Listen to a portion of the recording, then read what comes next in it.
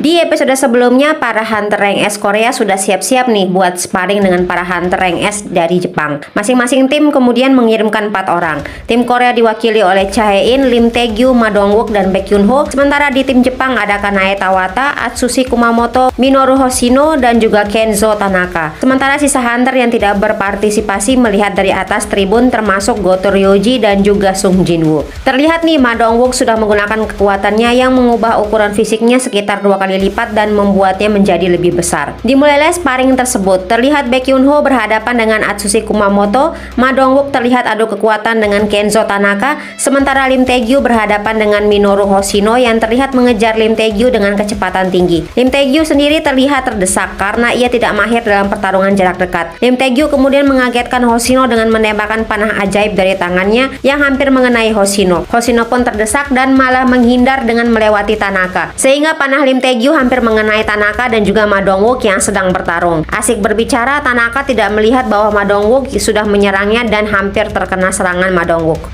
Choi Jong-in yang melihat dari atas berkata pada Go Gun-hye bahwa gedung olahraga tempat para rank S bertarung pasti sudah diperkuat dengan batu sihir tingkat tinggi. Go Gun-hye tertawa kecil dan menjawab bahwa betul sekali, namun sepertinya harus diperkuat lagi nih daya tahannya. Sementara di bawah, pertarungan antara Baek Yoon-ho dan Kumamoto berlanjut. Baek Yoon-ho terlihat serius dan langsung menggunakan kekuatannya yang ditandai dengan rambutnya yang berubah menjadi warna putih dan langsung menyerang Kumamoto. Kumamoto berhasil menghindar namun terlihat ketakutan luar biasa dan berlari menjauh. Melihat hal ini, Baek Yoon-ho menyimpulkan bahwa Goto Ryoji sedang menguji mental Kumamoto dengan sparring ini. Baek Yoon-ho pun makin serius dan kali ini ia mengubah tangannya menjadi putih, bercakar dan berbulu. Melihat itu, Kumamoto berlari ketakutan sementara Baek Yoon-ho semakin gencar untuk menyerang. Di atas terlihat Park Jong-soo sedang melihat kekuatan para rank S dan mengatakan hunter rank A seperti dia bukanlah tandingan. Mendengar hal itu, Jung Yeon-tae pendampingnya pun menyemangati guildmasternya tersebut dan mengatakan bahwa ia juga kuat. Sementara di bawah, secara mengejutkan Tanaka berhasil mengalahkan Ma Dong-wook dengan melemparnya ke tanah. Begitu juga dengan Lim Tae-gyu yang sudah dikalahkan oleh Hoshino yang menahan kedua tangan Lim Tae-gyu agar tidak mengeluarkan lagi panahnya. Kemudian terlihat Baek Yoon-ho kembali mengejar Kumamoto. Baek Yoon-ho terhenti saat ia melihat Hoshino dan juga Tanaka sudah menghadangnya. Sementara Kumamoto kabur entah kemana. Baek Yoon-ho terlihat marah karena tindakan mereka berdua sepertinya meremehkan Baek Yoon-ho. Sementara itu, Kanae Tawata benar-benar kewalahan dengan serangan Cha Hae-in, sang penari yang begitu cepat. Kanae jadi paham kenapa orang-orang menyebut gaya bertarung Cha Hae-in seperti penari. Cha Hae-in dengan cepat menyudahi pertarungan dan segera ingin membantu Baek Yoon-ho, namun dihalang oleh Kumamoto yang ternyata mengincar Cha Hae-in. Namun Cha Hae-in cepat menyadari dan langsung memukul Kumamoto hingga membuatnya berdarah. Kumamoto tiba-tiba terlihat sangat marah dan hawanya berbeda dengan sikapnya yang tadi dan matanya pun berubah menjadi merah. Salah satu rekannya, Akari Shimizu, dari perubahan Kumamoto dan mengatakan bahwa Kumamoto kali ini sedang marah besar. Melihat hal itu, Hanekawa bertanya pada Goto apakah mereka harus menghentikan Kumamoto. Namun Goto mengatakan mereka akan menghentikannya jika ia hampir membuat orang lain cedera. Jadi kesimpulannya, kekuatan Kumamoto ini bangkit kalau ia sedang marah. Kumamoto terlihat mulai menyerang Cha Hae-in. Terjadilah hand combat antara Cha Hae-in dan juga Kumamoto yang sangat sengit. Kali ini terlihat Cha Hae-in yang terdesak. Pukulan Kumamoto begitu berbahaya sehingga membuat lantai hancur dan untungnya tidak mengenai Cha Hae-in. Sementara rekan Jepangnya juga menyadari bahwa tindakan Kumamoto ini makin berbahaya. Jin-woo secara mengejutkan turun tangan dan menghentikan pertarungan antara Kumamoto dan Cha Hae-in. Aduh, ini ceritanya melindungi Ayang nih biar nggak diserang gitu. Kumamoto yang tentu saja masih dalam mode marah ini kemudian menyerang Jin-woo, namun Jin-woo dengan mudah membanting Kumamoto ke tanah. Sementara para hunter Jepang yang melihat hal ini tentu saja sangat terkejut. Goto Ryoji lalu menanyakan lagi pada Hanekawa apakah Sung Jin-woo benar-benar hunter tipe sihir.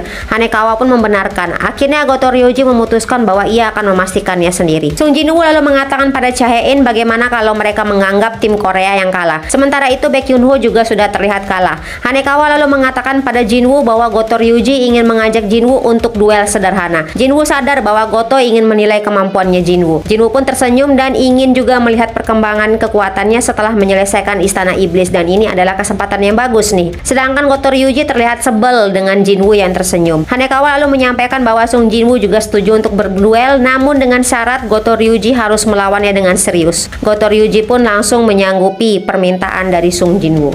Sementara itu terlihat pewarta berita sedang menyampaikan berita bahwa raid keempat akan segera dilaksanakan dan pihak Korea serta Jepang sudah bekerja sama. Terlihat Lee Joo-hee yang sedang menonton berita tersebut. Di beranda rumahnya, Lee Joo-hee sepertinya sedang memikirkan sesuatu. Ia pun menelpon dan mengatakan pada orang yang ia telepon mengenai partisipasinya sebagai regu pertahanan di raid Pulau Jeju.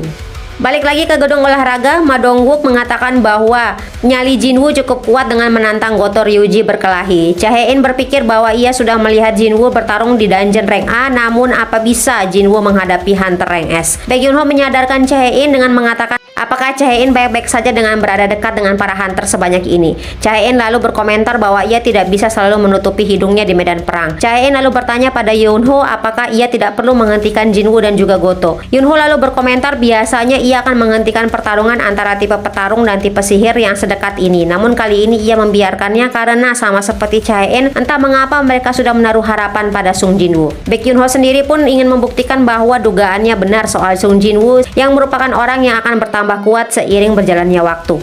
Jinwoo yang baru saja ingin memulai pertarungan tiba-tiba dikejutkan dengan serangan cepat dari Goto Ryuji. Jinwoo tentu saja bisa menghindar yang membuat Goto Ryuji tambah yakin kalau Jinwoo bukanlah hunter tipe sihir. Goto kembali ingin menyerang Jinwoo dan mengatakan akan membongkar identitas asli Jinwoo. Goto pun menyerang Jinwoo, sementara Jinwoo tahu Goto lebih kuat dari hunter rank S lainnya, namun ia masih bisa menghindar dari serangan Goto dan tersenyum. Melihat Jinwoo tersenyum lagi, Goto pun semakin kesal. Sementara Lim Tae-gyu terkejut dengan serangan Goto sampai-sampai ia tidak bisa melihatnya. Ma Dong-wook terkesima dengan kemampuan Jinwoo. Sementara Cha Hae-in sadar bahwa Jinwoo bukan saja menghindar dari serangan Goto, namun juga Jinwoo sedang menguji kemampuan Goto. Goto terlihat kesal karena Jinwoo terus menghindar dari serangannya, membuat Goto hendak menghabisi Jinwoo.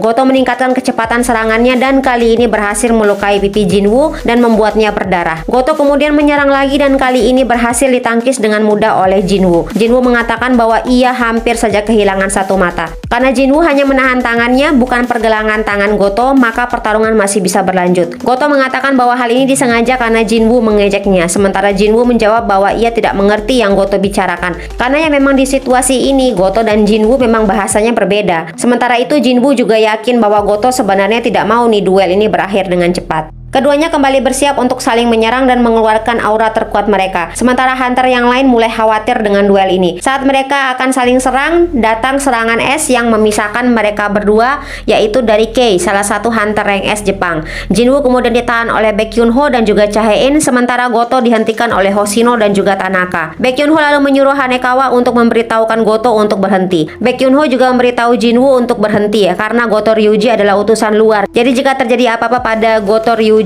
bisa gawat. Ma Dong-wook terlihat memuji Jinwoo karena penampilannya. Jinwoo terlihat lega karena sudah tahu semua kemampuan para hunter rank S di sana dan ia sudah mengirimkan tentara bayangannya pada Choi Jong-in, Go Gun-hye, Goto Ryuji, Cha Hae-in dan juga Baek Yoon Ho. Selesai sparring, terlihat Go Gun-hye sedang berbicara tentang hunter yang akan berpartisipasi di raid kepada Goto Ryuji. Hanekawa juga mengatakan pada Go Gun-hye untuk mengirimkan detailnya pada wakil guildmaster mereka. Sung Jinwoo lalu menghampiri Go Gun-hye untuk memberitahu keputusannya soal raid di Pulau Jeju. Sementara itu, Reiji Sugimoto, wakil guildmaster Jepang, dihubungi oleh Goto Ryuji. Goto mengatakan bahwa di Korea ada hunter berbakat. Reiji mengatakan sambil bercanda bahwa Goto lebih kuat. Namun Goto menjawab ia tidak yakin lagi dengan hal itu. Reiji lalu menanyakan nama hunter tersebut dan Goto mengatakan namanya Sung Jinwoo. Hunter yang baru saja mengalami kebangkitan kedua dan baru saja naik menjadi hunter rank S. Reiji lalu menyampaikan pada Goto bahwa Jinwoo tidak ada dalam list hunter yang ikut raid di Pulau Jeju. Goto terkejut mendengar hal itu. Sementara di tempat lain, Choi Jong-in dan juga Cha Hae-in sudah tahu bahwa Jinwoo tidak ikut raid ke Pulau Jeju.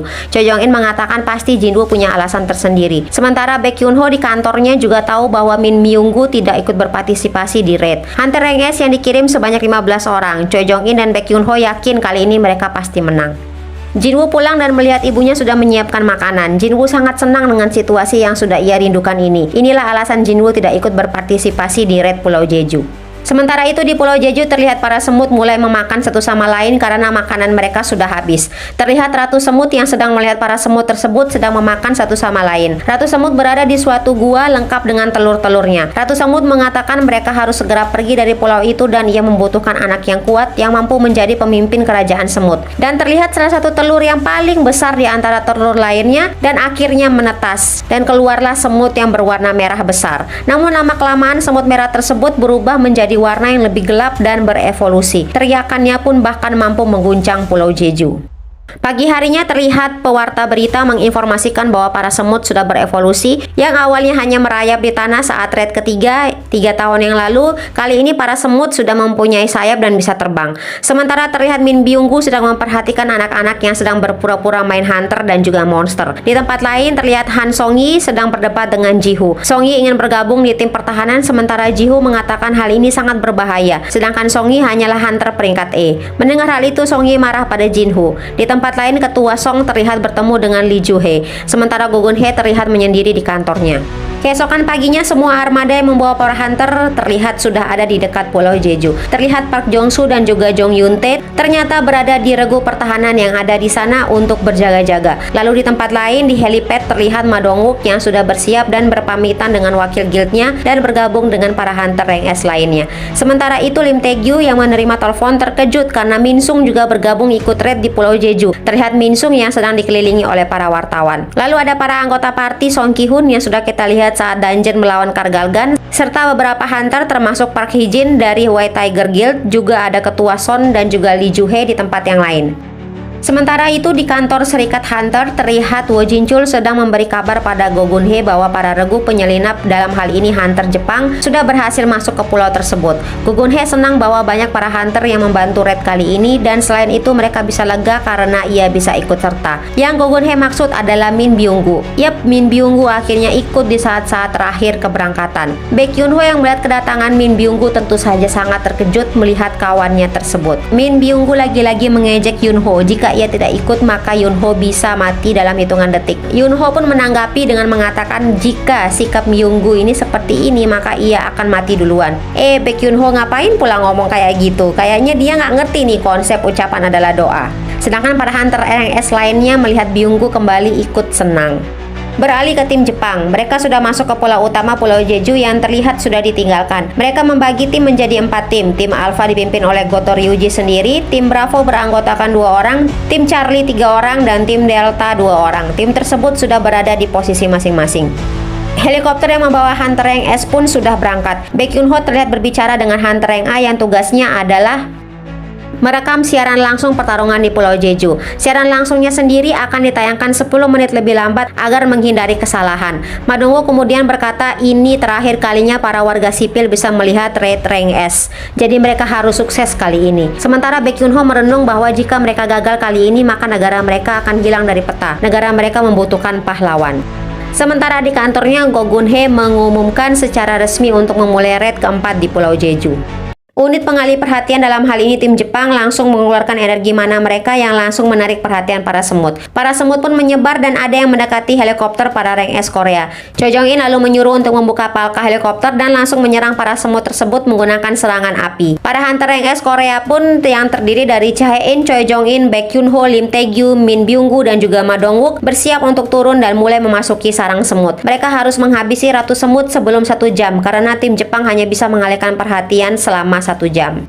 Sementara dari armada kapal lain terlihat Reiji, wakil guild master dari Jepang pun memimpin operasi dengan memerintahkan untuk menyalakan gelombang pengganggu yang membuat para semut kroco tidak bisa menerima bantuan dari ratu semut. Terlihat tim Bravo Jepang sedang melawan para monster semut merah. Kumamoto ditegur oleh Kanae karena ketakutan. Tim Charlie yang terdiri dari Akari Shimizu, Kenzo Tanaka, dan Tatsumi Fujishima juga tengah bertarung melawan semut kroco merah. Begitu pula dengan tim Delta, Ipei Izawa dan Kei juga turut bertarung sambil melihat dari kejauhan kemampuan dari Choi Jong-in. Sementara di sarang semut terlihat Choi Jong-in sudah membuat pelindung dari api, sepertinya agar semut lain tidak bisa masuk di dalam sarangnya lagi. Yun-ho mengatakan begitu banyak lubang semut dan mana yang menuju ratu semut. Choi Jong-in lalu menggunakan sihir apinya dan menembakkan ke dalam semua lubang semut tersebut. Yun-ho protes bahwa tadi itu sangat berbahaya. Choi Jong-in lalu menjawab mereka tidak punya waktu untuk memeriksa satu persatu lubang tersebut. Lubang terdalamlah yang merupakan sarang ratu semut. Sementara itu di lain tempat Sun Jin-woo sedang menyelesaikan quest hariannya. Ia berpikir semua hunter rank S yang ikut raid kuat-kuat nih. Pasti tidak akan susah untuk menyelesaikan raid ini walaupun ia tidak ikut serta. Terlihat para hunter rank S sudah masuk ke sarang ratu semut. Choi Jong-in lalu memanggil mereka dan mereka sampai di tempat telur-telur itu bersarang. Cha Hae-in lalu menunjuk ke arah lain dan terlihatlah tumpukan telur lengkap dengan telur paling besar di atasnya. Min Byung-gu tentu saja sangat terkejut bukan main melihat telur besar tersebut. Baek Yoon-ho kemudian menenangkannya dan bilang tugas mereka hanya mengalahkan ratu semut, jangan pikirkan hal lain. Namun dalam hatinya juga Baek Yoon-ho tidak menyangkal kekhawatiran para hunter itu, mengingat mereka tidak tahu evolusi semut sudah sampai mana dan sangat gawat jika ada semut yang menetas dari telur sebesar itu. Sementara itu tim Charlie Jepang sudah selesai menghabisi para semut. Tanaka terlihat terluka. Shimizu lalu menawarkan untuk disembuhkan tapi tidak gratis dan kali ini bukan uang. Mereka pun bersiap untuk bertarung lagi karena tampaknya semut lain juga sudah datang lagi. Namun belum sempat memproses apa yang terjadi, Tanaka dan Tatsumi melihat bahwa kelapas Shimizu sudah hilang begitu saja dan Shimizu pun tumbang dan terlihatlah sesuatu yang sangat mengerikan.